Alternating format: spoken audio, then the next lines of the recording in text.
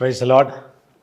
ஆண்டவர் இயேசு கிறிஸ்துவின் நாமத்திலே உங்களை அன்போடு வாழ்த்துகிறேன். மீண்டும் ஒரு ஆசீர்வாதத்தின் நாளை கர்த்தர் நமக்கு கொடுத்திருக்கிறார். இந்த நாள் நமக்கு ஒரு ஆசீர்வாதத்தின் நாளாய் அமையட்டும் என்று நான் உங்களை வாழ்த்தி, எரேமியா தீர்க்கதரிசன புத்தகம் 29ஆம் அதிகாரம் அதனுடைய 11ஆம் வசனத்துக்கு நேராக நம்முடைய வேதத்தை திருப்பிக் கொள்ளப் போகிறோம்.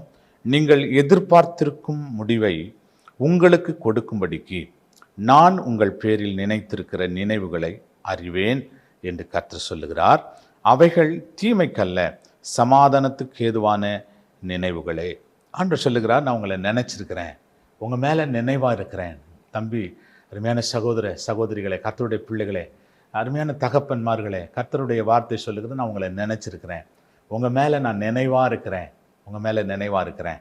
அந்த நினைவு தீமைக்கான காரியத்திற்கு அல்ல, சமாதானத்துக்கு ஏதுவான ஒரு காரியத்தில் நான் உங்களை நினைத்திருக்கிறேன். அப்படின்னா என்ன அர்த்தம்?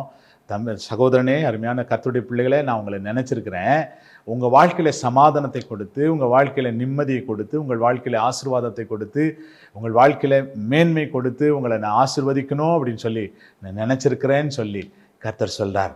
நம்முடைய ஆண்டவர் நம்ம நினைக்கிறார்.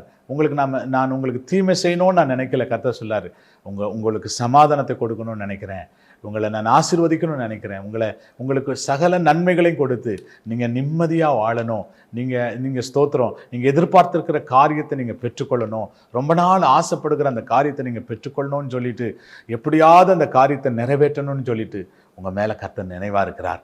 ஆகவே நம்ம ஆண்டவருக்கு சொல்லுவோம், நன்றி சொல்லலாம். ஆண்டவரே, எங்கள் மேலே அந்த நினைவாக இருக்கிறதுக்காக ஸ்தோத்திரப்பா. ஆண்டவரே, அந்த நினைவுகள் ஆண்டவரே தீமைக்கு அல்லப்பா, சமாதானத்துக்கு ஏதுவானதாக இருக்கிறதற்காக ஸ்தோத்திரம். நம்முடைய அன்பின் கரத்தில் எங்களை தாழ்த்துகிறோம், வெறுமையாக்குகிறோம். கர்த்தருடைய கரம் மாத்திரம் எங்களோடு இருக்கட்டும். இயேசுவின் நாமத்தில் வேண்டிக் கொள்கிறோம், எங்கள் நல்ல பிதாவே. ஆமேன், ஆமேன். Praise the lord. God bless you. கர்த்தர் உங்களை ஆசீர்வதிப்பார். ஆமேன்.